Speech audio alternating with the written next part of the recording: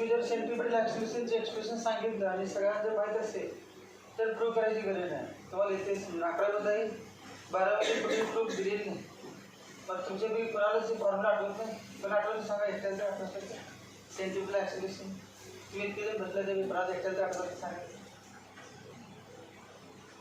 तरी पण आपण शिकवाय बंद करून टाकतो. एकट्याला आठवलं तरी म्हणजे आठवलं तर तुम्ही सांगणार नाही मला, माझ्यामध्ये दुसऱ्या नुकसान आपल्याला.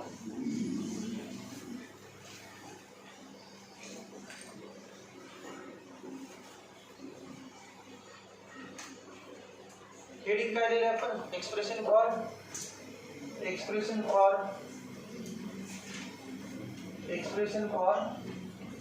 Centripetal acceleration.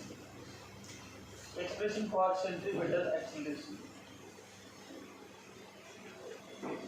Consider a particle performing uniform circular motion along the circumference of a circle of radius r in anti-clockwise direction.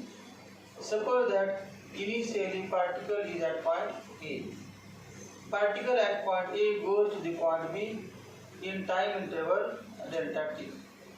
Let vector AP equal to vector V equal to linear velocity of particle at point A. Let vector BQ equal to vector BP equal to linear velocity of particle at point B. त्यानंतर modulus of vector AP equal to modulus of vector BP equal to modulus of vector V equal to constant because motion is uniform circular motion. त्यानंतर draw a vector equal and parallel to vector. Draw a vector BR equal and parallel to vector AP. Angle between radii equal to angle between their tangents. हा पहिला tangent हा या ठिकाणी फक्त वरती ऐकलं आणि हा दुसरा tangent दोन रेडियस मध्ये अँगल म्हणजे दोन त्यांच्या करस्पॉन्डिंग tangents मध्ये angle. Angle between radii equal to angle between corresponding tangents. त्यानंतर in triangle RBQ by triangle of addition of vectors. इथे बघा ट्रायंगल हा तोच ट्रायंगल आहे. कुठे कुठे काय सांगा? पहिला वेक्टर स्टार्टिंग पॉइंट हा वेक्टर त्याला ओ नाव देतो ए आणि B. Vector OA plus vector AB equal to vector OB. पहिला संपला की दुसरा स्टार्ट होईल त्याची बेरीज करायची, कुठलेच पण नाही. मग सांगायचं पहिला दोन सांगा, एक संपला की दुसरा स्टार्ट होणार एका पटपट. कुठला? BR आणि RQ दोन आहे. असं म्हणणार vector BR plus vector RQ equal to vector BR B पासून R पर्यंत जायचं, R पासून Q पर्यंत म्हणजे B to Q vector BQ. परंतु आपल्याला काढायचं आहे RQ. तेव्हा RQ इथे ठेवा. therefore RQ equal to vector BQ minus vector BR. 11 मध्ये प्रूव्ह केलेली ही मेथड नव्हती, ही जॉमेट्रिकल मेथड आहे. 11 मध्ये कॅल्क्युलस मेथड होती, डेरिव्हेटिव्ह घेऊन difference with respect to x. BQ vector BQ minus vector BR. Vector BR बघा vector BR equal to vector AP. BR आणि AP ची लांबी समान आहे ना, AP. वेक्टर BQ म्हणजे वाक्यामध्ये सांगा काय वेक्टर BQ काय बघायचं. वेक्टर BQ काय दिले बघा, BQ चुकलं नाही. वेक्टर BQ म्हणजे काय? लिनियर म्हणजे velocity of particle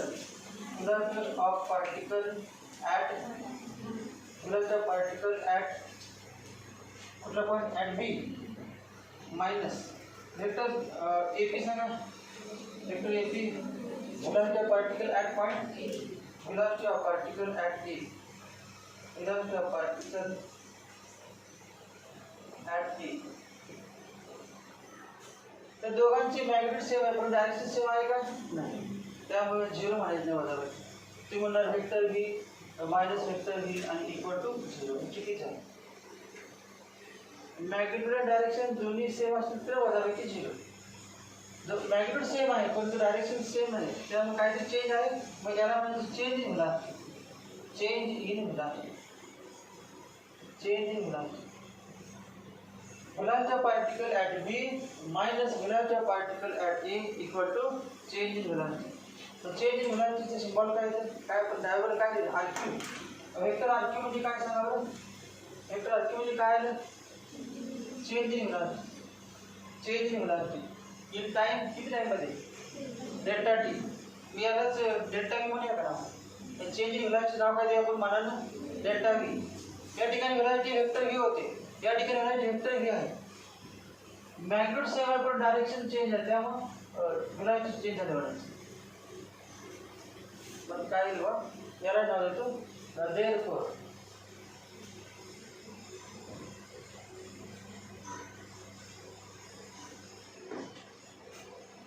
therefore vector RQ equal to vector delta V. Change in velocity काय नाव दिलं आपण? Delta V.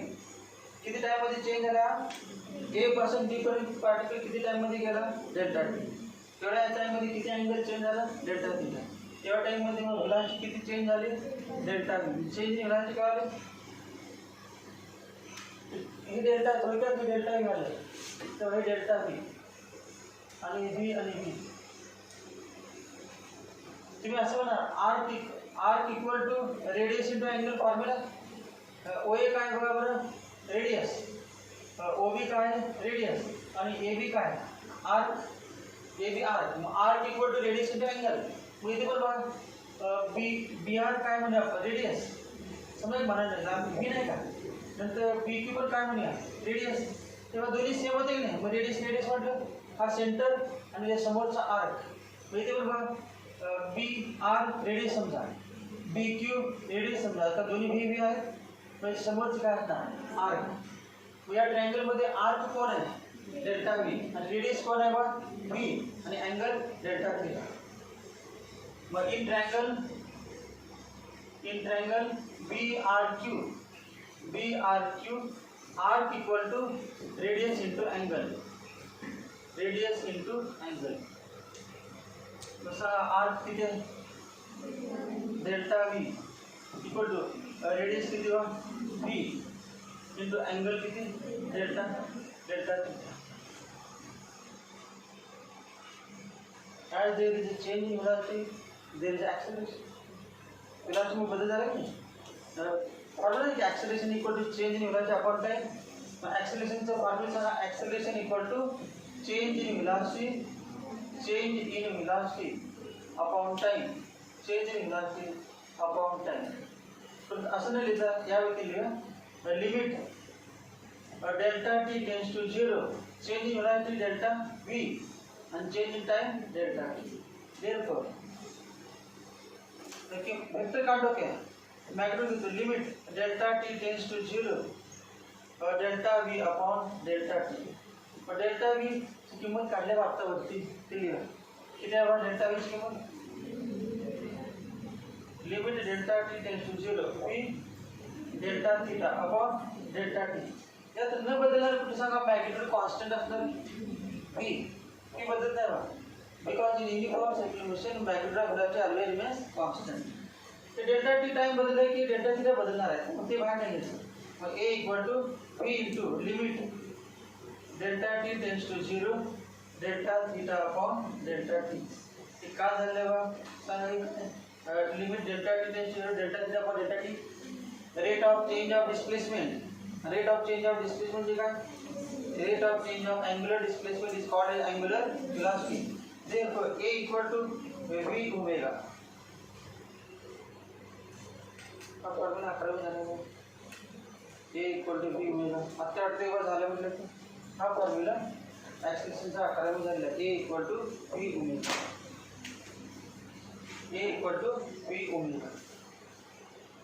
जे झालं नाही म्हणतात त्यांनी नुमायला होती झालं नाही तरी बघा a equal to v but v equal to r omega. आता झालं फॉर्म्युला. आता याच्या अगोदर आपण काय झालं v equal r omega.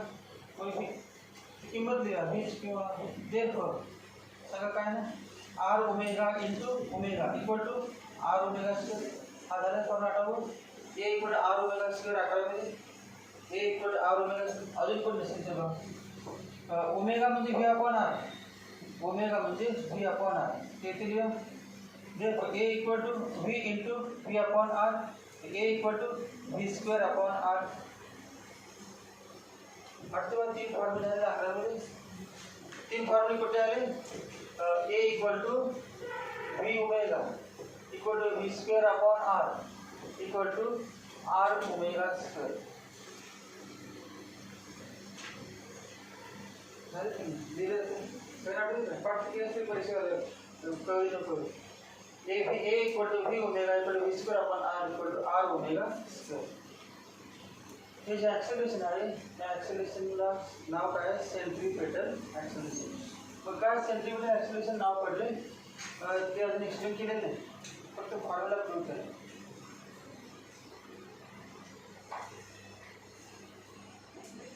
नाही चालतं तुम्ही काय करता? प्रूफ काय टेक्स्टमध्ये दिलेलं नाही त्यामुळे दिली पाहिजे.